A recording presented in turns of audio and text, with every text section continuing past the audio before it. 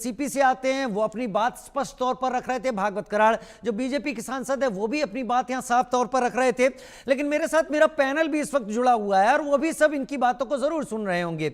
महेश वर्मा हमारे साथ नेता बीजेपी जुड़े हुए हैं, महेश चव्हाण मेरे साथ प्रवक्ता एनसीपी शरद से जुड़े हुए हैं, राजलक्ष्मी जोशी जी राजनीतिक विश्लेषक, और सैयद जवाद हमारे साथ अक्सर जुड़ते रहे हैं पॉलिटिकल एनालिस्ट के तौर पर, वो भी मेरे साथ जुड़े हुए हैं। महेश वर्मा, मैं आपका ही रुख करना चाहूंगा।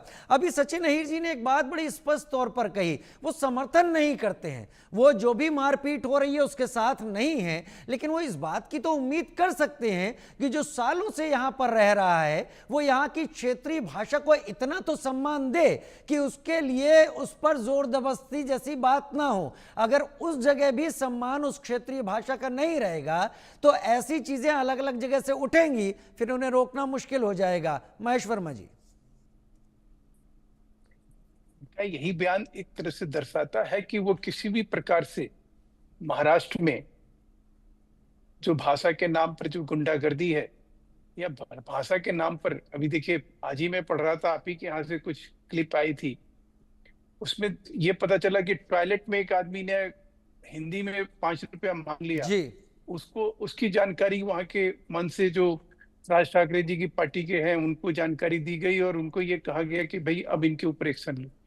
उसको जाके जबरदस्ती वीडियो बना के उससे ये कह रहे हैं कि भाई हम आगे से मराठी सीखेंगे, समझेंगे, करेंगे। तो सवाल ये है कि मराठी अगर कोई आदमी सीखेगा और हिंदी बोलेगा तो उसका नुकसान क्या है, उसका फायदा होना चाहिए। इन सब चीजों के ऊपर कहीं बात करने के बजाय ये टोटली एक राजनीतिक बवंडर है, राजनीतिक तमाशा है, राजनीतिक फ्रॉड है जो महाराष्ट्र के लोगों के साथ किया जा रहा है। और इसमें साथ कौन दे रहा है? एनसीपी और कांग्रेस। कांग्रेस जो है स्पष्ट रूप से, जैसे अभी उनके हर्षवर्धन सापवाल जो है इसके ऊपर जो है बड़ी बड़ी प्रेस रिलीज जारी किए, बोले कि भाई हम इस विवाद को कमतर करने की कोशिश करेंगे। कैसे करेंगे आप बताइए, आप स्पष्ट करिए। ये लोगों को कहीं कह देने मात्र से, प्रेस विज्ञप्ति जारी कर देने के मात्र से आपकी बात नहीं बनेगी। शिवसेना के कद्दावर नेता रहे मनोहर जोशी जी, लोकसभा अध्यक्ष रहे, उन्होंने बड़ी स्पष्ट, उन्होंने एक हिंदी के ऊपर बकायदा एक पीठ स्थापित करी। तो सवाल यह है कि हिंदी और हिंदुत्व के लेकर जो शिवसेना लड़ती रही है, आगे बढ़ती रही है, आज उस शिवसेना का ये दिन आ गया कि राजनीतिक कारणों से हिंदी का विरोध करे। अभी तो हिंदुत्व के भी विरोध पे उतारू हो गए थे ये लोग, अब हिंदी के विरोध पे भी उतारू हो गए। वीर सावरकर साहब का लगातार अपमान करने वाले राहुल गांधी के साथ कहीं खड़े हुए हैं लोग। तो इस तरह की सोच और समझ का एक ही उपाय है और एक ही रास्ता है, वो है कि जनता इनको जब धूल धूल चटाएगी या जिस प्रकार से भी ये गैर संवैधानिक आवाज उठा रहे हैं, ये गैर संवैधानिक तरीके से कोई चीज अपने हाथ में ले रहे हैं, मैं समझता हूं कि वो अपने आप में इस देश के संविधान का अपमान है। जो ये संविधान लेके कांग्रेसी घूमते रहते हैं उनको कहीं ना कहीं इस चीज के लिए आगे आना चाहिए, बोलना चाहिए। आखिर ये लोग बोलते क्यों नहीं है, ये लोग खामोश क्यों हैं, मौन क्यों है ऐसी चीजों पे जिसपे गुंडागर्दी और भाषा हिंदी के नाम पर, मतलब लानत मलानत है हम जैसे इंडियन भारतीय लोगों के ऊपर कि हमारी राष्ट्रभाषा है, उसको लेकर इस प्रकार से कोई आदमी बाउंडर काट रहा है, कोई आदमी, एक पॉलिटिकल पार्टी जो है सरेआम इस तरह का अपमान कर रही है। और संविधान का जो अनुच्छेद 126 से वो भी ये कहता है कि इस तरह के कोई भी राष्ट्रभाषा का अपमान करना, जिस राष्ट्रभाषा के प्रचार प्रसार के लिए बजट में एक अरबों खरबों का पैसा दिया जाता है, हर एक स्टेट को पैसा दिया जाता है, और जो सबसे इंपॉर्टेंट बात है वो कि लगभग लगभग वहां जितने भी नगर पालिका और नगर निगम है वहां हिंदी और उर्दू के भी स्कूल चलाए जाते हैं। तो सवाल यह है कि उनको आप बंद नहीं करते हैं, इन सब चीजों पे आप लगाम नहीं लगाते हैं। जो वहां के पूर्व मुख्यमंत्री हैं वो एक फरमान जारी करते हैं, उद्धव ठाकरे अपने ही टेन्योर में इस चीज को कहते हैं कि भाई हम हिंदी लागू करेंगे तीसरी भाषा के रूप में।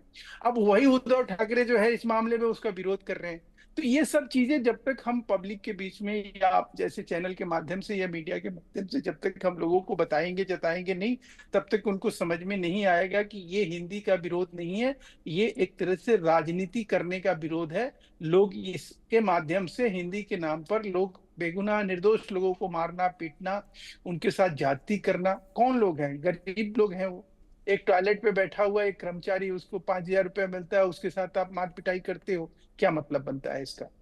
अब रही बात कि आप जिस प्रकार से, अभी देखिए मराठी का इससे बड़ा और क्या सम्मान होगा। जवाहरलाल नेहरू में मराठी का एक बकायदा एक पीठ स्थापित हो गया, वहां पढ़ाई लिखाई शुरू हो गई, इंटरनेशनल लैंग्वेज के रूप में उसको कहीं शुरू किया गया।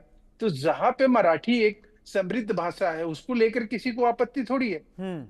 लेकिन मराठी के नाम पर हिंदी का विरोध हम करेंगे, मराठी के भाषा के नाम पर शिवाजी जी शिवाजी महाराज ने भी कभी ऐसा नहीं किया। जिस चीज का विरोध इनको जब करना चाहिए था तब तो इन लोगों ने किया नहीं। ठीक है। शिवाजी महाराज को कांग्रेस रिजिम में अपराधी करार दिया गया, और यही कांग्रेस अभी संसद की मैं बात कर रहा हूँ, संसद में इमरान प्रतापगढ़ी जो है क्या बोल रहे थे कि नहीं साहब, हम तो इस तरह की चीजों का विरोध करने वालों के सख्त खिलाफ है।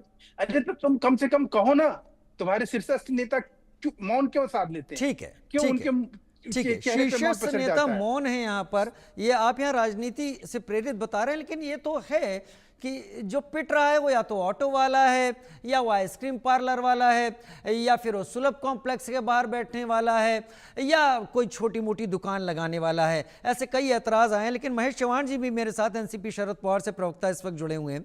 महेश जी, मैं इस बात को मानता हूं कि जितने भी वीडियो आए ये आने नहीं चाहिए थे, और इससे अजीब सी स्थिति होती है उस शख्स के साथ जिसके साथ ये चीज़ वहाँ हुई हो।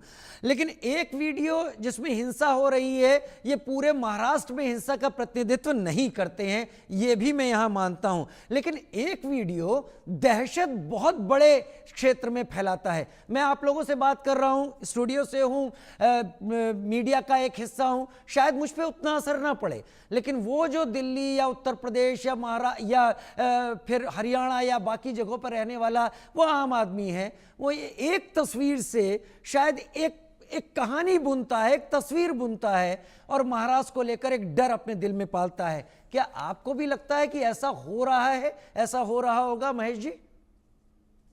नहीं नहीं, बिल्कुल नहीं हो रहा है। अभी सबसे पहले यहाँ पे हमें समझना होगा कि किसी भी तरह की मारपीट या दहशत या जोर जबरदस्ती उचित नहीं है, नहीं करनी चाहिए किसी भी चीज के लिए। हम महाराष्ट्र से हो या बिहार से हो या उत्तर प्रदेश से हो, हम आखिर में भारतीय है, सब भारतीय है। तो ये ध्यान में रखना चाहिए। दूसरी बात, हमारे देश में राज्य बनाए गए थे भाषा के आधार पर। जैसे कि महाराष्ट्र में मराठी भाषा थी, गुजरात में गुजराती है, तमिलनाडु में तमिल है, कर्नाटका में कन्नड़ है, और बहुत सारी भाषा है बहुत सारे राज्यों में। तो जिस राज्य की जो भाषा है उसका सम्मान और आदर वहां रहने वालों ने भी करना चाहिए, और वहां पर बाहर से राज्य में से आने वाले लोगों ने भी करना चाहिए। अगर सम्मान की बात करें तो हमारे देश के प्रधानमंत्री आदरणीय नरेंद्र मोदी जी जब महाराष्ट्र में आते हैं, आपने सुना होगा, वो उनके भाषण की शुरुआत तक मराठी में करने की कोशिश करते हैं। क्यों करते हैं? क्योंकि वो उस राज्य में जाते हैं तो उस राज्य की भाषा को सम्मान देने का प्रयास करते हैं। तो ये सभी ने ध्यान में रखना चाहिए। अब महाराष्ट्र में मराठी भाषा अगर यहाँ के लोगों की मातृभाषा है, और यहाँ आने वाले बाहर के राज्यों के लोग हैं, उनको अगर मराठी नहीं आती, तो मुझे एक बात बताइए, इस बारे में कभी कोई सोचता नहीं है। अगर वो भाषा संवाद का माध्यम होती है, और यहाँ पर सपोज एक जो महाराष्ट्र से बाहर से आया हुआ आदमी है, उसे मराठी नहीं आती, और वो महाराष्ट्र के ऐसे आदमी के साथ बात कर रहा हो, उसे हिंदी नहीं आती, तो वो एक दूसरे के साथ संवाद या कम्युनिकेशन कैसे करे? क्या बाहर वाले ने आकर मराठी सीखनी चाहिए, या मराठी या महाराष्ट्र में रहने वाले ने हिंदी सीखनी चाहिए? ये भी तो एक डिबेट का मुद्दा हो सकता है। तो मेरे ख्याल से हम संवाद एक दूसरे के साथ बनाने के लिए थोड़ी सी अंडरस्टैंडिंग दिखाए, और ये मन में रखे कि हम भारतीय है और एक दूसरे के साथ बड़ी प्रेम से यहाँ रहना चाहिए। बड़े प्रेम से यहाँ पर रहना चाहिए। हम सब भारतीय हैं, बड़े प्रेम से रहना चाहिए। लेकिन मेरा मानना है